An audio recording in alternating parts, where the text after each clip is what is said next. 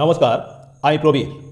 ওই দিনকার মতো এবং কথা মতো আজ আমি ষষ্ঠ শ্রেণীর যে গণিতের সাইসেন ভিত্তিক তোমাদের তৃতীয় পর্যায়ক্রমিক মূল্যায়নের প্রস্তুতি স্বরূপ আমরা রায় ও মার্টিনের প্রশ্নবিচিত্রা বইয়ের গত বছরের অর্থাৎ 2023-এর অনুসারে আমরা এই 2024-এর প্রস্তুতি নেব।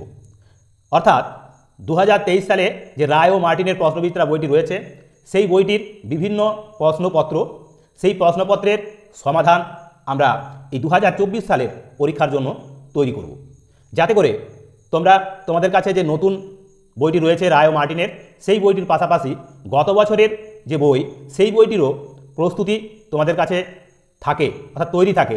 অর্থাৎ সেই রকম ধরনের কোনো প্রশ্ন যদি থাকে সেই প্রশ্নের সমাধানও যাতে করে তোমরা করতে পারো, সম্পন্ন করতে পারো, সেই জন্য আমাদের এই পদক্ষেপ। তো সেই কারণে বলবো, অবশ্যই আমার সকল ভিউয়ার্স তথা সচেতন অভিভাবক এবং সেই সঙ্গে প্রিয় ছাত্রছাত্রীদের কাছে আবেদন যে সম্পূর্ণ ভিডিওটা দেখবে এবং সেই সঙ্গে প্রতিটি অঙ্কের সমাধান খুঁটিয়ে দেখার পর তোমরা তোমাদের মন্তব্য বা তোমাদের মতামত তুলে ধরবে। সেই সঙ্গে লাইক করবে এবং শেয়ার করে ভিডিওগুলিকে আরও অন্যান্য বন্ধুবান্ধবদের মধ্যে ছড়িয়ে দেবে। আর সেই সাথে সাথে তোমাদের জানিয়ে রাখি যে মধ্যশিক্ষা পর্ষদ প্রদত্ত যে ষষ্ঠ শ্রেণীর অর্থাৎ ক্লাস 6-এর গণিতের তৃতীয় পর্যায়ক্রমিক মূল্যায়নের যে রূপরেখা বা থার্ড ইউনিট টেস্টের জন্য যে সাজেস্টিভ যে সমস্ত প্রশ্নগুলো যেখান থেকে আসে তার যে বিভাজন, সেই বিভাজনটা হলো এইরূপ। অতি সংক্ষিপ্তধর্মী প্রশ্ন থাকে 6টি, যার নম্বর বিভাজন হলো 1 গুণ 6, অর্থাৎ প্রত্যেকটি থাকবে 1 নম্বর করে, মোট 6টি। তার মধ্যে পাটিগণিত থেকে থাকবে 4টি, বীজগণিত থেকে থাকবে 1টি এবং জ্যামিতি থেকে থাকবে 1টি। এবার সংক্ষিপ্তধর্মী প্রশ্ন এখান থেকে থাকে মোট 7টি, 2 নম্বর করে, মোট 14 নম্বর, যার মধ্যে পাটিগণিত থেকে থাকে 4টি, বীজগণিত থেকে থাকে 1টি এবং জ্যামিতি থেকে থাকে 2টি। পাটিগণিতের যে সমস্যামূলক প্রশ্ন সেখান থেকে থাকে মোট 20 নম্বর, 5টি প্রশ্ন, 4 5 20, যার বর্গমূল, শতকরা, লসাগু, গসাগু, পরিসীমা, ক্ষেত্রফল, সময়ের পরিমাপ, অনুপাত, সমানুপাত, ম্যাট্রিক পদ্ধতি, ভগ্নাংশের গুণ ও ভাগ, যে কোনো 7টির মধ্যে 5টি করে করতে হয়। এবার বীজগণিত থেকে সমস্যামূলক যে সমস্ত প্রশ্নগুলি থাকে সেখানে থাকে 3টি প্রশ্ন, 3 নাম্বার করে, মোট 9 নাম্বারের, যে কোনো 5টির মধ্য থেকে 3টি করতে হয়। এবং জ্যামিতি থেকে সমস্যামূলক বা ব্যাখ্যাধর্মী প্রশ্ন হিসাবে থাকে 2টি, প্রত্যেকটির জন্য থাকে 3 অথবা 4 নম্বরের। সেক্ষেত্রে প্রতিসাম্য, পরিপ্রেক্ষিত ও অন্যান্য যে 3টির মধ্যে 2টি করে করতে হয়। আর সম্পাদ্য থাকে 3টির মধ্যে 2টি করতে হয়, সেখানে 4 নাম্বার করে থাকে 8 নাম্বার। আর জ্যামিতি থেকে 3 নাম্বার করে 2টি, 6 নাম্বার। রাশিবিজ্ঞান থেকে 1টি থাকে এবং 1টি করতে হবে তথ্য সাজানো থেকে, আর 1টি করতে হবে স্তম্ভচিত্র থেকে, 2টির মধ্যে 1টি। সেখানে আমাদের তাহলে এই তৃতীয় পর্যায়ক্রমিক বা থার্ড ইউনিট টেস্টে মোট পূর্ণমান 70 এবং সময় থাকে 2.5 ঘন্টা। তো সেই কারণে তোমাদের এই নম্বর বিভাজন এবং তৃতীয় পর্যায়ক্রমিক মূল্যায়নের রূপরেখা অনুসারে আমরা এই রায় ও মার্টিনের 2023 সালের প্রশ্নবিচিত্রা বই থেকে আজ আমরা শুরু করব এই প্রস্তুতি, অর্থাৎ 2024-এর ক্লাস 6-এর থার্ড ইউনিট টেস্ট ষষ্ঠ শ্রেণীর তৃতীয় পর্যায়ক্রমিক মূল্যায়নের প্রস্তুতি। তো চলো আজ আমরা শুরু করব এখানে বাগনান হাই স্কুল থেকে। তো দেখো, এই বাগনান হাই স্কুলের প্রথম প্রশ্নপত্রটি রয়েছে বাগনান হাই স্কুল, পৃষ্ঠা 148। যদি কারো কাছে এই প্রশ্নবিচিত্রা বইটি থেকে থাকে তাহলে তোমরা এর উত্তরগুলো ভালোভাবে দেখে নাও। তো দেখো, প্রথম প্রশ্নে রয়েছে সঠিক উত্তরটি বেছে নিয়ে লেখো। কি আছে না, শূন্যস্থানে সঠিক চিহ্ন বসাও। কোন চিহ্নটা বসবে? চিহ্ন রয়েছে ক্ষুদ্রতর, বৃহত্তর, সমান এবং অসমান চিহ্ন।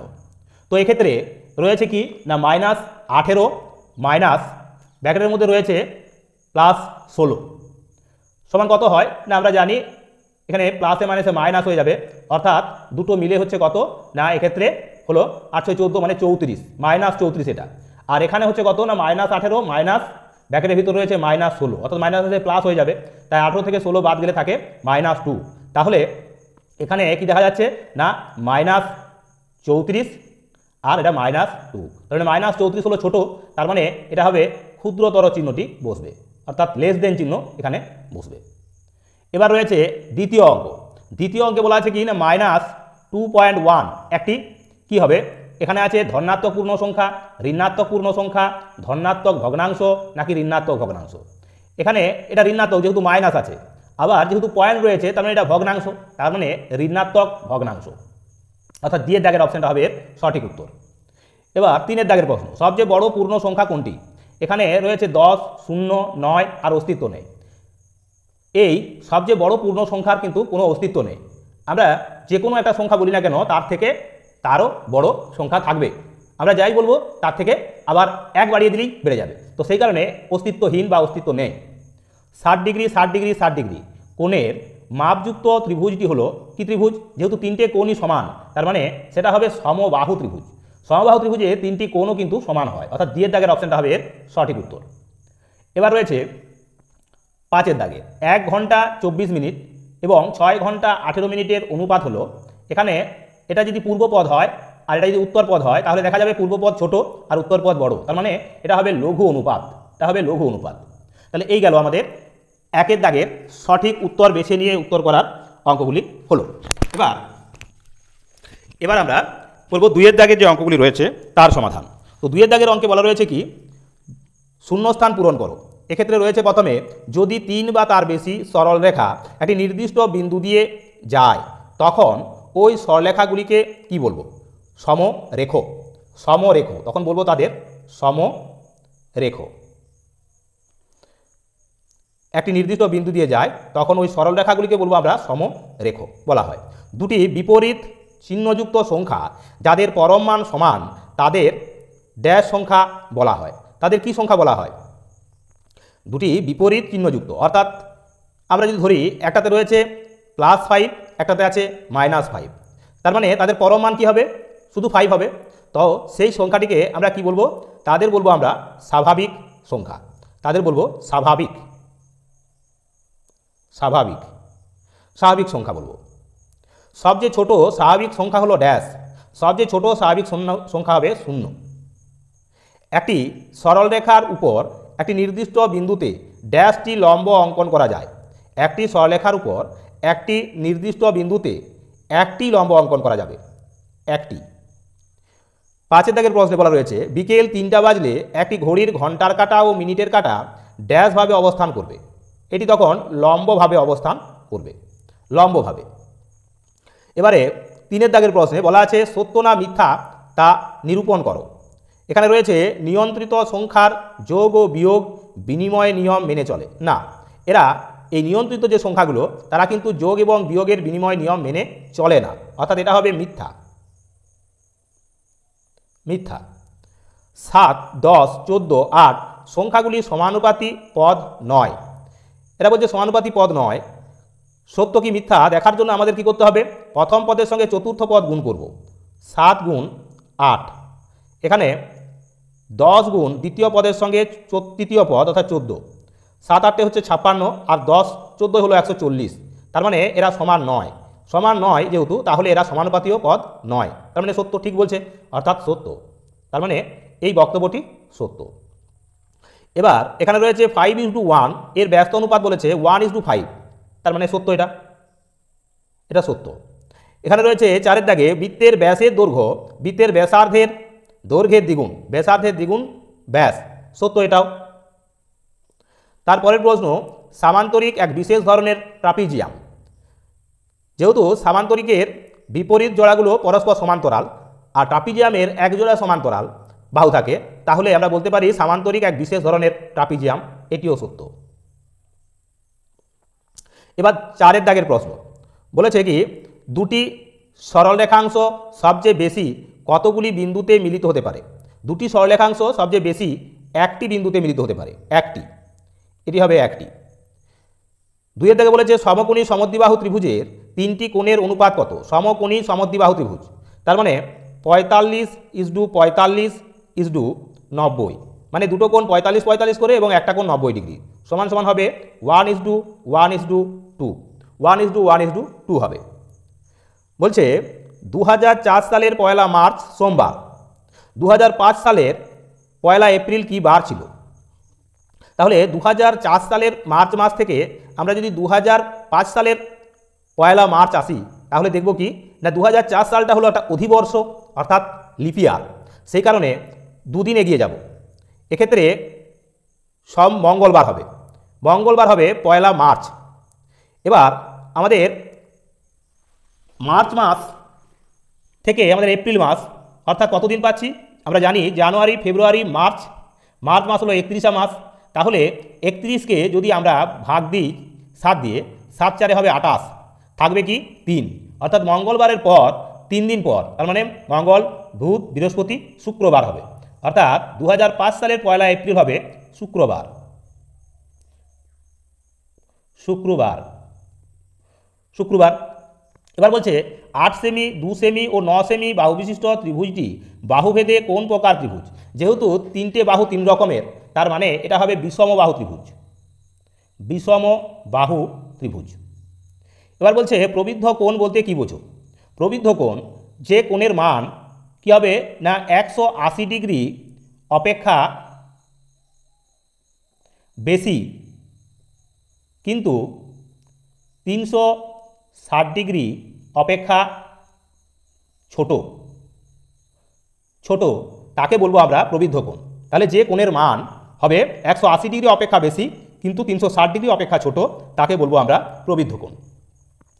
এবার দেখো 5 দাগের প্রশ্নগুলি। এখানে কি বলেছে না সংখ্যা রেখার সাহায্যে যোগফল নির্ণয় করো। সংখ্যা রেখার সাহায্যে যোগফল, অর্থাৎ এখানে রয়েছে +7, এখানে রয়েছে +2, অর্থাৎ আমরা যদি এইভাবে সংখ্যা রেখাতে দেখাই 0, এখানে বাঁ দিকে মাইনাসগুলো দেবো আর ডান দিকে সংখ্যাগুলো হলো প্লাস, তাহলে এইভাবে আমরা লিখে নিতে পারি, এইভাবে 8 9 10 11 12 এইভাবে লিখে নেব। তো এই গেল। এখন বলা আছে +7, তাহলে আমরা এই 0 থেকে ডান দিকে যাব, যেহেতু ডান দিকে রয়েছে +7, এটি হলো +7। তারপরে বলেছে কি না +2, অর্থাৎ আরও ডান দিকে যেতে হবে 2 ঘর, অর্থাৎ এই 9 পর্যন্ত, তার মানে এটা হলো +2।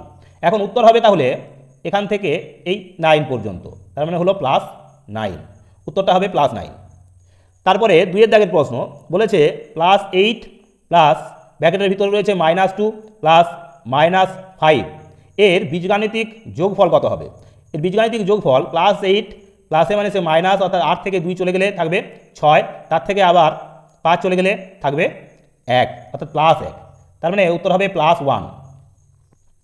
এবার 3 দাগের প্রশ্ন বলেছে বিপরীত সংখ্যার সূত্র প্রয়োগ করে কি পাবো? বিপরীত সংখ্যার সূত্র প্রয়োগ করব। তাহলে আমরা এক্ষেত্রে এখানে যদি আমরা বিপরীত সংখ্যার সূত্র প্রয়োগ করি তাহলে কি হবে, অর্থাৎ এই চিহ্নটা আমরা প্লাস করে নিলাম আর এটা যদি মাইনাস করে নিই তাহলে সেই একই প্লাস মাইনাস মাইনাস হবে, তার মানে 16 থেকে যদি 14 চলে যায় থাকবে কত -2, -2, কারণ বড় সাইন তখন মাইনাস, তাহলে মাইনাস বসে যাবে। এবার 4 দাগের প্রশ্নে বলা আছে সরল করো। কি রয়েছে 15 মাইনাস ব্র্যাকেটের ভিতরে রয়েছে +4 প্লাস ব্র্যাকেটের ভিতরে রয়েছে +9 এর বিপরীত সংখ্যা, এই +9 এর বিপরীত সংখ্যা হয়ে যাবে -9। তাহলে কি হচ্ছে না 15 থেকে প্রথমে +4 বিয়োগ করলে পাবো আমরা 11 +11, তার থেকে আবার 9 বিয়োগ, তাহলে 11 থেকে 9 চলে গেলে থাকে 2, অর্থাৎ এটিও হবে 2। এবার 5 দাগের প্রশ্ন বলা আছে কি যোগের সংযোগ নিয়ম যাচাই করতে বলেছে, অর্থাৎ এগুলো দিয়ে আমাদের যাচাই করে দেখতে হবে যে এই 5 যে সংখ্যাটা পাচ্ছি 3 আর 2, অর্থাৎ +3 এবং +2 একটা 5, আর তার সঙ্গে আমরা এই 3 আর 2 যদি যোগ করি তাহলেও পাবো 5, তাহলে এটা কি হবে প্রমাণিত হবে, প্রমাণিত হবে। এই গেল আমাদের 5 দাগ পর্যন্ত যে সমস্ত সংক্ষিপ্তধর্মী অতি সংক্ষিপ্তধর্মী প্রশ্নগুলি ছিল তার সমাধান।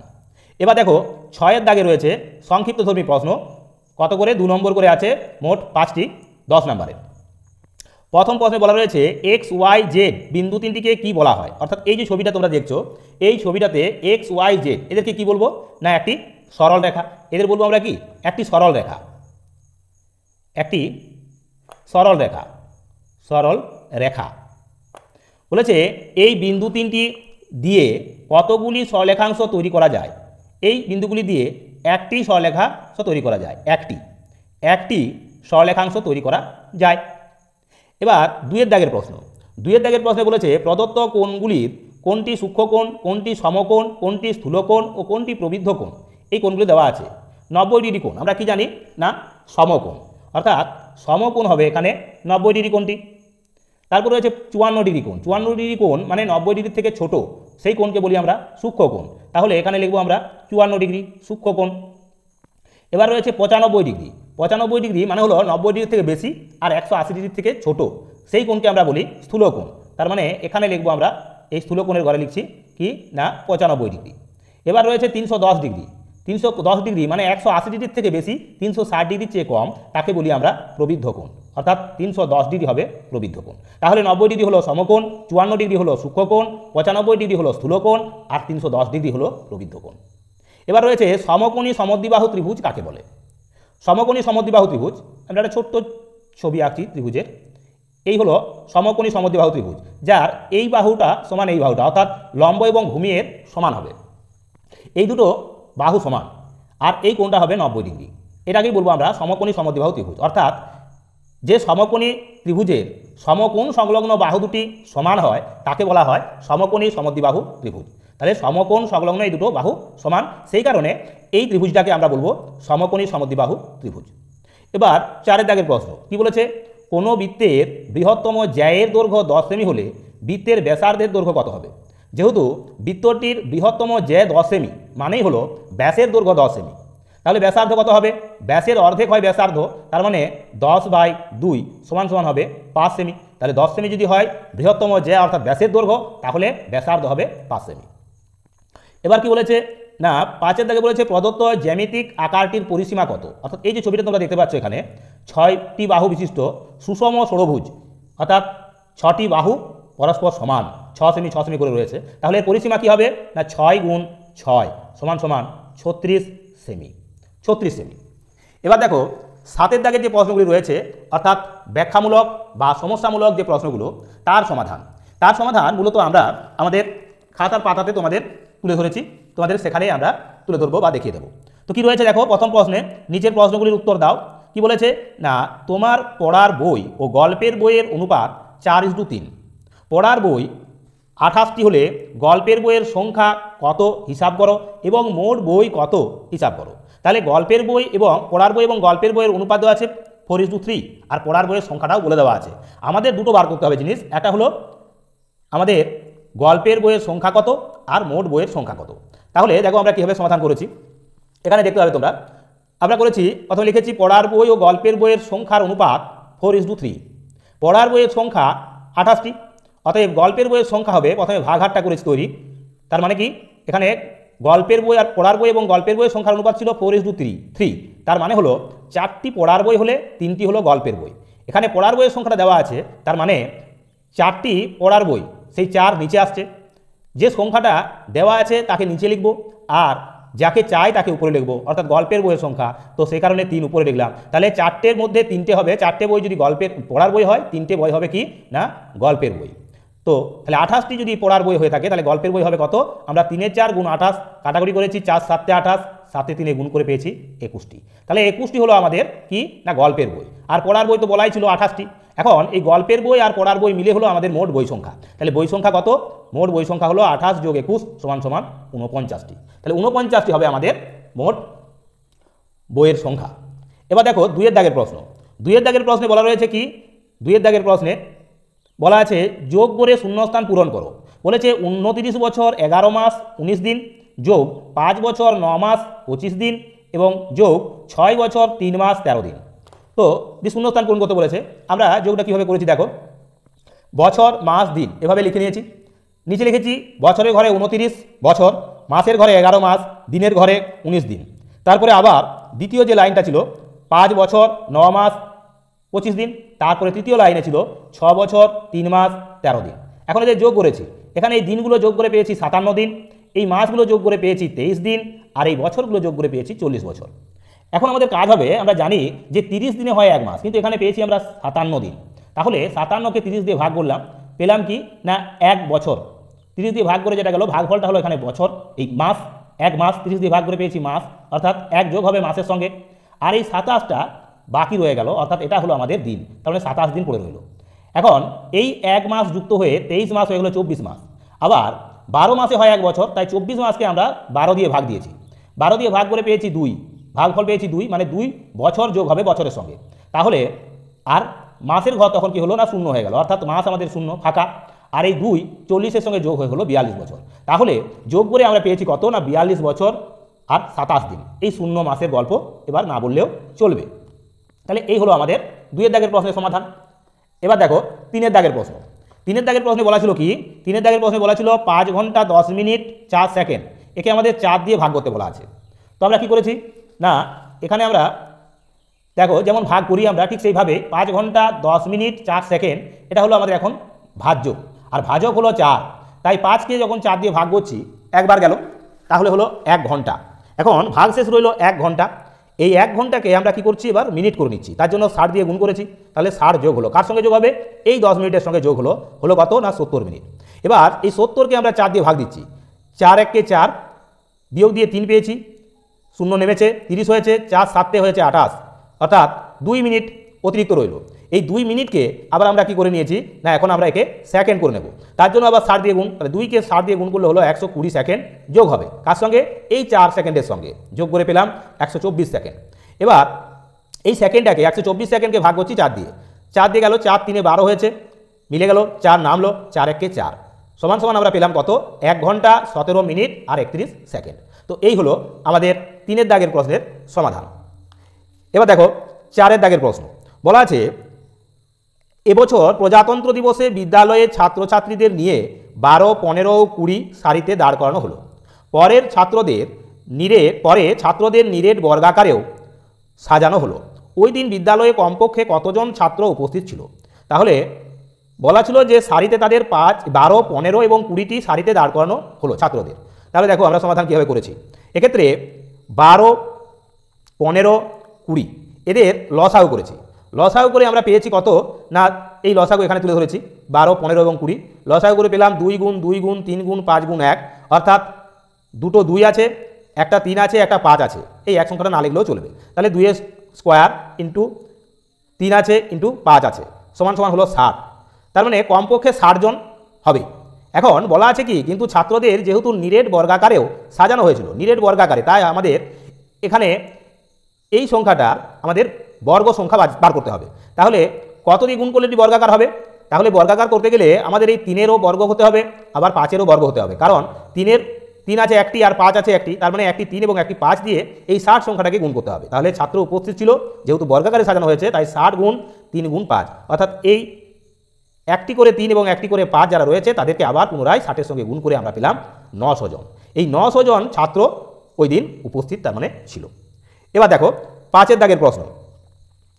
5-এর দাগের প্রশ্নে কি বলা আছে, বলা রয়েছে, এবছরে আমাদের পাড়ার ক্লাব থেকে কিছু সদস্য কলকাতায় বেড়াতে যাবে। খরচ হিসেবে প্রত্যেকের কাছ থেকে যতজন সদস্য তার 4 গুণ টাকা নেওয়া হয়েছে। মোট 4096 টাকা চাঁদা উঠেছে। মোট কতজন সদস্য বেড়াতে যাবে হিসাব করি। তাহলে আমরা অঙ্কটা কীভাবে করেছি দেখো, ধরে নিলাম যে সদস্য সংখ্যা সমান সমান x জন, প্রত্যেকে চাঁদা দিয়েছে তার 4 গুণ, তার মানে 4 × x সমান সমান 4x টাকা, এটা প্রত্যেকে দেওয়া চাঁদা, আর সদস্য সংখ্যা হলো x জন। মোট চাঁদা উঠেছে বলা আছে কত না 4096 টাকা। তাহলে শর্তে আমরা লিখতে পারি x × 4x, অর্থাৎ সদস্য সংখ্যাকে তাদের দেওয়া চাঁদা দিয়ে গুণ করলেই আমরা পেয়ে যাব মোট চাঁদাটা।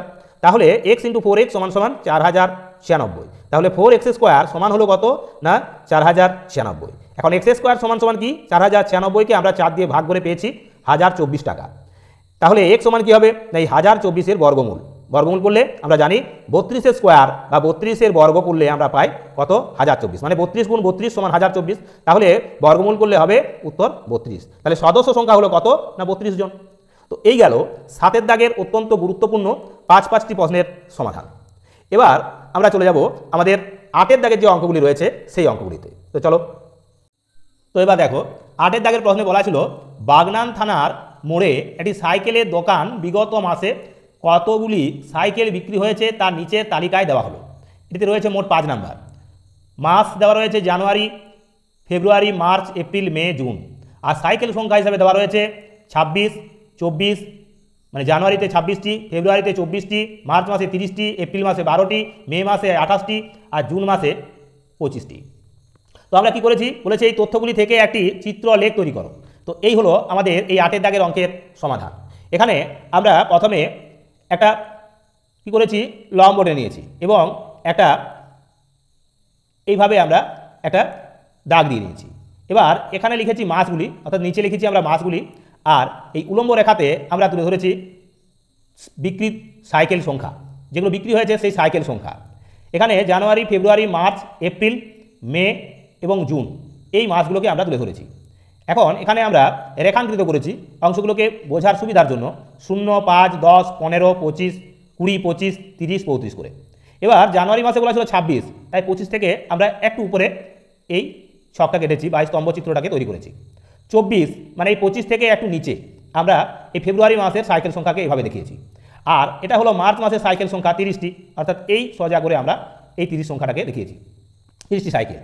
আর এপ্রিল মাসে 12টি সাইকেল বিক্রি হয়েছে, তাই আমরা এই 10-এর উপরে এবং 15-র নিচে আমরা এই অংশটাকে দেখিয়েছি। আর মে মাসে 28টি সাইকেল বিক্রি হয়েছে, অর্থাৎ 30-এর কাছাকাছি, এই জায়গার কাছাকাছি এখানে আমরা করেছি 28টি সাইকেল বিক্রি দেখানো হয়েছে। আর এখানে দেখানো হয়েছে জুন মাসে যে 25টি সাইকেল বিক্রি হয়েছে তার চিত্র। তো এইভাবে আমরা চিত্রটাকে ফুটিয়ে তোলার চেষ্টা করেছি। তো এরকমভাবেই তোমরা এই অঙ্কটার সমাধান করবে। তো চলো, তারপরে দেওয়া রয়েছে কি, তার সঙ্গেই বলেছে অথবা বাগনান হাই স্কুলের 6ষ্ঠ শ্রেণীর 150 জন ছাত্রের উপর সার্ভে করে নিচের একটি তথ্য তালিকা দেওয়া হলো। কি সেই তথ্য তালিকা? দেখো, রয়েছে বিষয় হিসাবে রয়েছে বাংলা, অঙ্ক, ইংরেজি, পরিবেশ এবং হাতের কাজ। ছাত্রছাত্রীরা তারা তাদের মধ্য থেকে যে তথ্যটা পাওয়া গেছে সেটা কি না, বাংলাতে 30 জন ছাত্রছাত্রীর মধ্যে, 150 জন ছাত্রছাত্রীর মধ্যে, আর অঙ্কে 25 জন, ইংরেজিতে 25 জন, পরিবেশে 30 জন এবং হাতের কাজে 40 জন। এই সার্ভেতে এই তথ্যগুলো উঠে এসেছে। তো আমরা আগের তথ্যচিত্রের মতোই এটিরও স্তম্ভচিত্র তৈরি করেছি, ওটা ছিল চিত্রলেখ। এখানে আমরা স্তম্ভচিত্র তৈরি করেছি। কীভাবে? দেখো, এইভাবে আমরা স্তম্ভচিত্রটা তৈরি করেছি।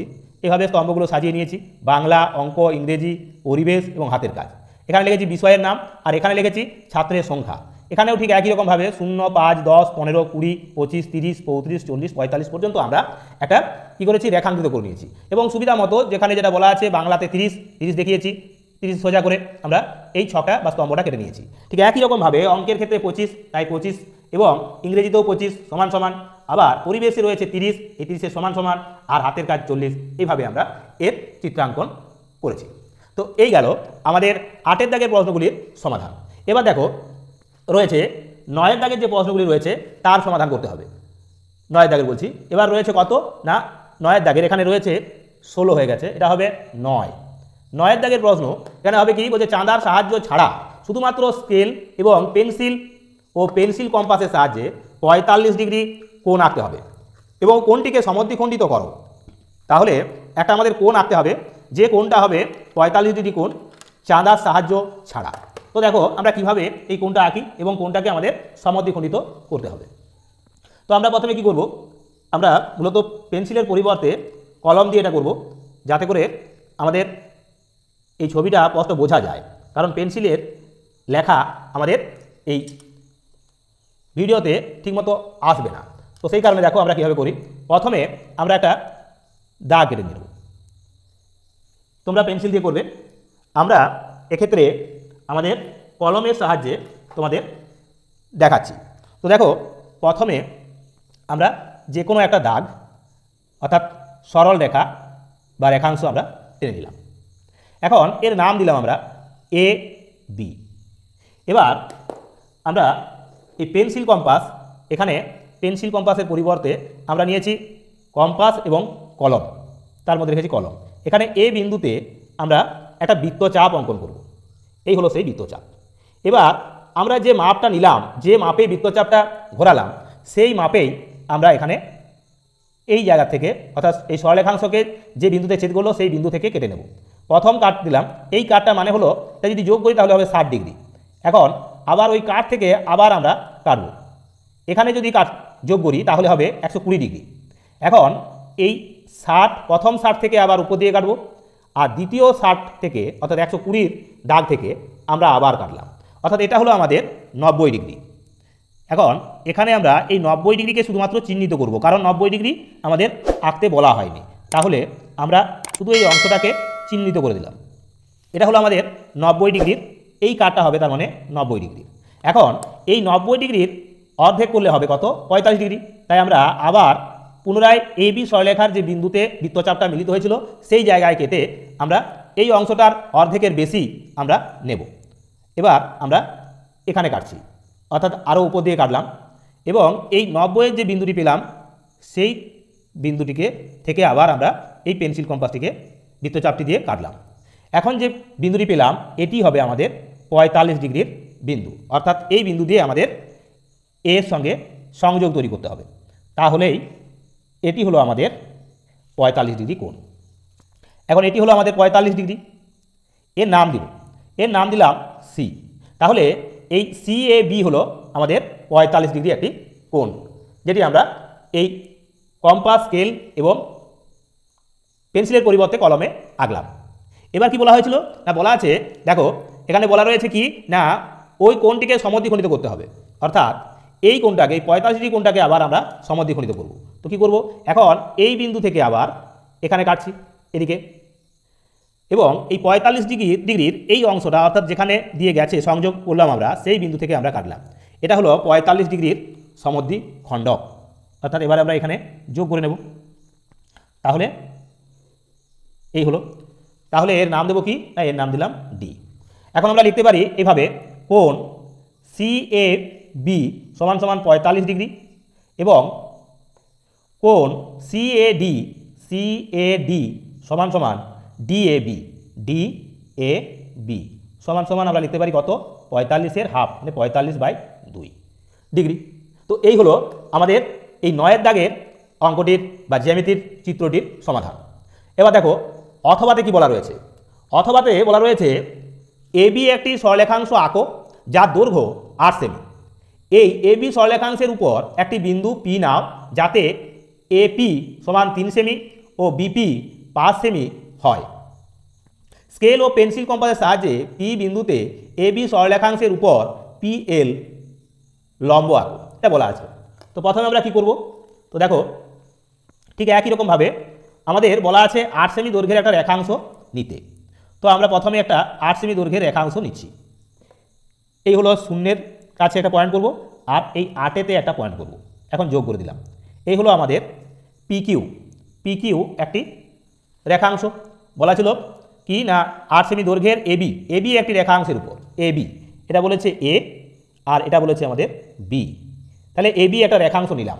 এখন কি বলা আছে হচ্ছে ওই রেখাংশের উপর একটি বিন্দু P নাও যাতে AB সমান সমান 3 সেমি এবং BP সমান 5 সেমি হয়। তো এটা আমরা আমাদের এই স্কেল দিয়েই ভাগ করে নিতে পারি, বা এখান থেকেও আমরা 5 সেমি বা 3 সেমি যে কোনো একটা মাপকে আমরা আলাদাভাবে নিতে পারি।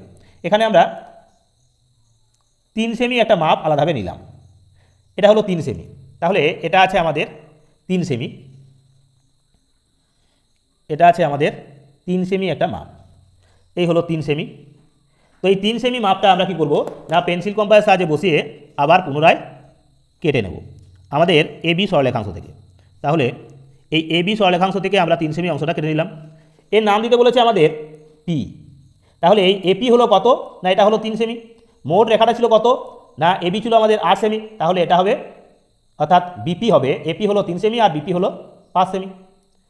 এখন কি বলা হচ্ছে, এখন এখানে আরও বলেছে কি না স্কেল এবং পেন্সিল কম্পাসের সাহায্যে P বিন্দুতে AB সরলরেখাংশের উপর PL লম্ব আঁকো, অর্থাৎ এই বিন্দুতে আমাদের একটা লম্ব অঙ্কন করতে হবে, মানে এখানে আমরা 90 ডিগ্রি কোণ আঁকতে হবে আমাদের।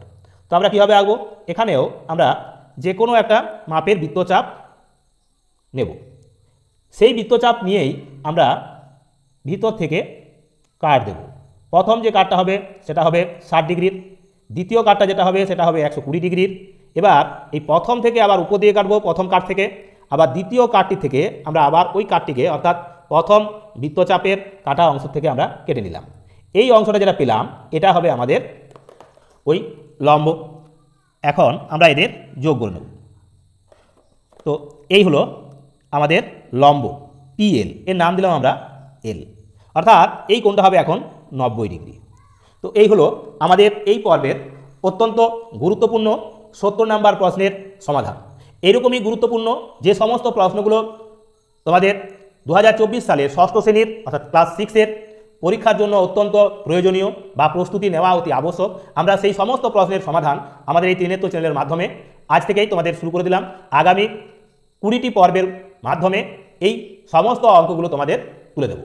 এরকমভাবেই গুরুত্বপূর্ণ অঙ্কগুলোর প্রতিটি অঙ্কের সমাধান তোমরা যদি খুঁটিয়ে খুঁটিয়ে দেখে নাও এবং বাড়িতে অনুশীলন করো, তাহলেই আমাদের দৃঢ় বিশ্বাস যে তোমরাও গত যে পঞ্চম শ্রেণীর পরীক্ষার মতোই এই পরীক্ষাতেও তোমরা কিন্তু 70-এ 70 নম্বর পাবেই পাবে। তো সেই কারণে যারা আমাদের সঙ্গে দীর্ঘ এই ভিডিওতে ছিলে তাদেরকে অসংখ্য ধন্যবাদ। সেই সঙ্গে প্রত্যেকের কাছে আবারও আবেদন করব যে আমার প্রত্যেকটি ভিডিও তোমরা লাইক, কমেন্ট এবং শেয়ার করে যেভাবে অন্যান্য বন্ধুবান্ধবদের ছড়িয়ে দিচ্ছ, ঠিক একই রকমভাবে অবশ্যই প্রত্যেকে চ্যানেলটিকে সাবস্ক্রাইব করে রাখবে। তো আজকের মতো এখানে ভিডিওটা শেষ করছি। আগামী পর্বে এরকমই গুরুত্বপূর্ণ অঙ্কের সমাহার নিয়ে আমরা হাজির হয়ে যাব। তো নমস্কার।